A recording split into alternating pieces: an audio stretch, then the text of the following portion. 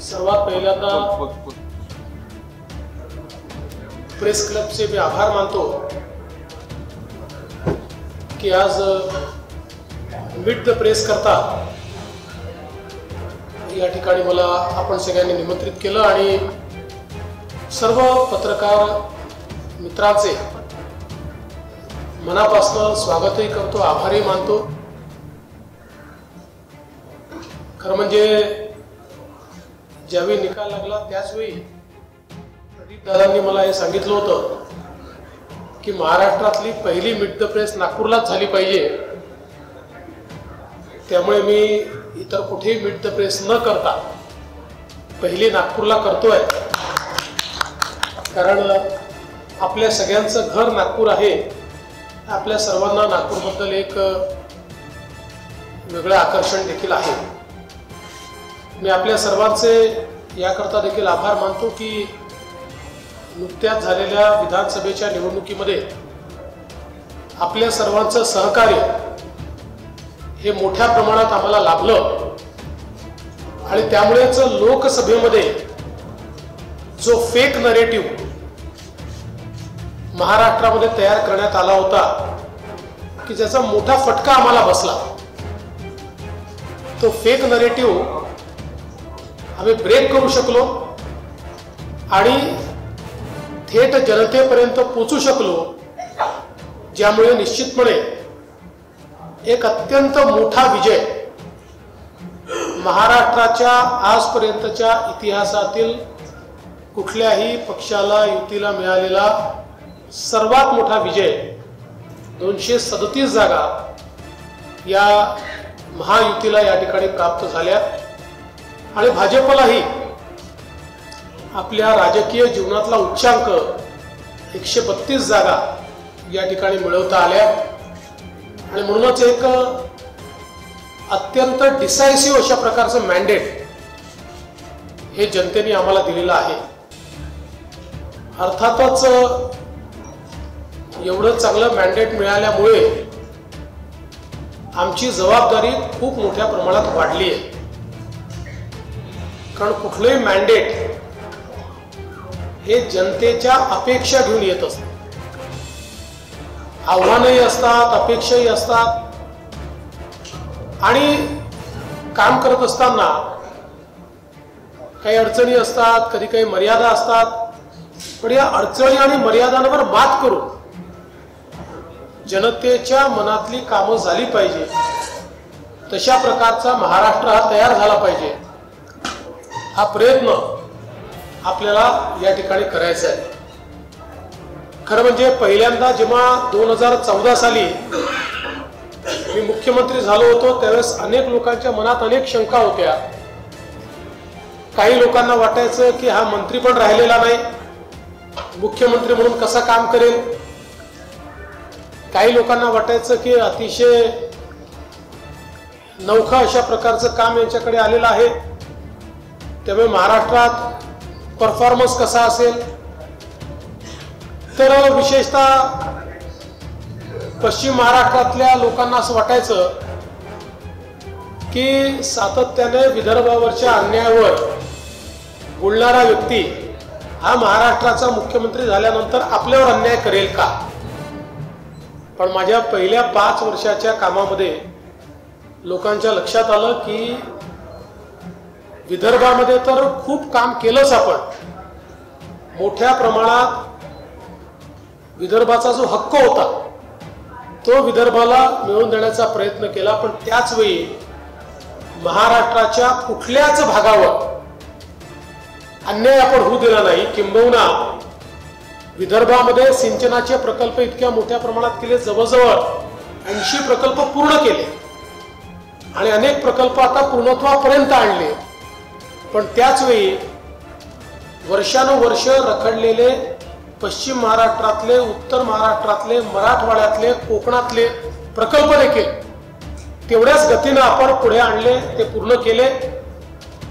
इन्फ्रास्ट्रक्चरचं क्षेत्र असेल, उद्योगाचं क्षेत्र असेल, सगळ्या क्षेत्रामध्ये एक मोठी भरारी त्या 5 वर्षामध्ये आपण त्या ठिकाणी मारली आणि पुन्हा गेल्या 2.5 वर्षामध्ये राज्याचा उपमुख्यमंत्री म्हणून जी काही संधी मिळाली त्यातही विशेषतः ऊर्जा विभाग असेल, इरिगेशन विभाग असेल, होम असेल, गृहनिर्माण असेल, अशा अनेक खात्यांचं काम करताना ऊर्जा विभागामध्ये तर पुढच्या 25 वर्षाचा रोडमॅप ऊर्जा विभागाचा आपण तयार केलाय आणि पुढच्या 2 ते 3 वर्षात ही परिस्थिती येईल की पहिल्यांदा उद्योगासहित सगळ्या प्रकारचे इलेक्ट्रिसिटीचे दर हे आपण कमी करू शकू अशा प्रकारची आज व्यवस्था ही ऊर्जा विभागामध्ये आपण उभी केलेली आहे। इरिगेशन मध्ये देखील आपल्याला कल्पना आहे की 6 नदीजोड प्रकल्पाची कामं आपण हातामध्ये घेतलेली आहेत। ही 6 नदीजोड प्रकल्पाची कामं महाराष्ट्राचं ट्रान्सफॉर्मेशन करणारी आहे। म्हणजे एकट्या विदर्भातलं नदीजोड प्रकल्प 10 लाख एकराला आणि विदर्भातल्या 7 जिल्ह्यांना पूर्णपणे ट्रान्सफॉर्म करू शकेल अशी ज्याला जनरेशनल म्हणतात अशा प्रकारचे जे प्रोजेक्ट्स असतात हे जनरेशनल प्रोजेक्ट्स आहेत। असे प्रोजेक्ट्स हे सगळे आपण हातामध्ये घेतलेले आहेत। दादांनी गडचिरोलीचा उल्लेख केला, मी वारंवार बोलायचो आणि आता ते होताना दिसत आहे की the next steel city of India is Gadchiroli. ते आज होताना आपल्याला पाहायला मिळत आहे। नक्षलवाद ऑल टाइम लो आहे। परवा देखील 2 मोठ्या केडरनी त्या ठिकाणी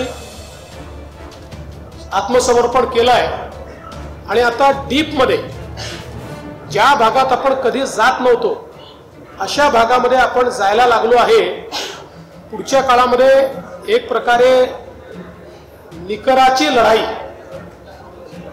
ही संभावित आहे, ती होताना दिसते। पण त्यातून निश्चितपणे मोठ्या प्रमाणात गडचिरोली सारखं क्षेत्र हे बदलण्याचं काम आपण करणार आहोत। आज विदर्भामध्ये ज्या प्रकारे इन्व्हेस्टमेंट अपॉर्च्युनिटीज मला दिसत आहेत, ज्या येऊन राहिलेल्या आहेत, त्यातनं विदर्भालाही औद्योगिक इकोसिस्टीम जी पूर्णपणे आपल्याला लॅकिंग दिसत होती ती आता मोठ्या प्रमाणात उभी राहते। आणि म्हणून मला असं वाटतं की हे सगळे चॅलेंजेस आहेत। हे करत असताना आम्ही ज्या काही योजना सुरू केलेल्या आहेत त्या योजना देखील आम्हाला चालवायच्या आहेत। हे खरं आहे की या योजनांचा भार हा आमच्या अर्थसंकल्पावर पडेल, पण त्याचंही नियोजन आम्ही योग्य प्रकारे करतो आणि कोणाच्याच मनात शंका राहू नये म्हणून लाडकी बहीणचा देखील डिसेंबर महिन्याचा हप्ता हा जमा करणं आम्ही सुरू केलेला आहे आणि तोही सगळ्या खात्यांमध्ये लवकरच त्या ठिकाणी जमा होईल। एकूणच केंद्र सरकारच्या मदतीनं महाराष्ट्राला गतीने पुढे नेण्याचा आमचा प्रयत्न आहे। या निमित्ताने मी केंद्र सरकारचे आभार एका गोष्टीकरता मानतो की परवाच माननीय शिवराज सिंग चौहान साहेब आले होते आणि शिवराज सिंग चौहान साहेबांनी एकाच वर्षात आपल्याला 20 लाख घरं प्रधानमंत्री आवास योजनेच्या अंतर्गत दिली आहेत। हा देशातला रेकॉर्ड आहे। म्हणजे अनेक राज्यांना 10 वर्षात देखील 20 लाख घरं मिळालेली नाही। महाराष्ट्रामध्ये पहिल्यांदा आपण 2022चं जे टार्गेट ठेवलं होतं ते एससीसीच्या यादीप्रमाणे ठेवलं होतं। ते टार्गेट आपण पूर्ण केलं, पण ते टार्गेट होत असतानाच आपल्या लक्षात आलं की एससीसीची यादी अपूर्ण आहे। म्हणून आपण केंद्र सरकारकडे विनंती केली की यादी चुकीची बनलेली आहे, 2011ची यादी आहे आणि म्हणून आम्हाला पुन्हा घरांचं रजिस्ट्रेशन करण्याकरता संधी द्या। आणि मग 2018-19ला केंद्र सरकारने आवास प्लस नावाचं पोर्टल सुरू केलं, ज्यामध्ये आपण रजिस्ट्रेशन सुरू केलं आणि त्यामध्ये 26 लाख लोकांचं रजिस्ट्रेशन आपण केलेलं आहे। या 26 लाखापैकी जवळपास 20 लाख लोकांना घर देण्याचा निर्णय ऑलरेडी केंद्र सरकारने दिलेला आहे। आणि हे करत असताना मी केंद्राच्याही लक्षात आणून दिलं की काही अटी अशा होत्या की ज्याच्यामुळे गावातला गरीब हा काही प्रमाणात 10% हा त्या अटी शर्तींमुळे कुठेतरी अडकलेला आहे। त्या सगळ्या अटी शर्ती केंद्र सरकारने आता रद्दबातल केलेल्या आहेत आणि म्हणून आता अजून एकदा रजिस्ट्रेशन करून एक फायनल रजिस्ट्रेशन आम्ही करू आणि पुढच्या 5 वर्षामध्ये या सगळ्या लोकांना त्यांचं हक्काचं घर आम्ही देऊ। आणि हे करत असताना आमचा प्रयत्न आहे की प्रधानमंत्री आवास योजना असो, मोदी आवास योजना असो, जनमन आवास योजना असो, शबरी आवास योजना असो, रमाई आवास योजना असो, आता या सगळ्या योजनांमध्ये जी घरं होतील या सगळ्या घरांना सोलर द्यायचं, जेणेकरून त्या घरामध्ये राहायला जाणारे जे आहेत त्यांना विजेचं बिलच येऊ नये, त्यांना मोफत वीज मिळावी। अशा प्रकारचा आमचा प्रयत्न हा या पुढच्या काळामध्ये असणार आहे। कारण म्हणजे अशा अनेक गोष्टी आहेत, मी सांगत राहिलो तर मीच बोलत राहील आणि इथे इंटरॅक्शन होणार नाही।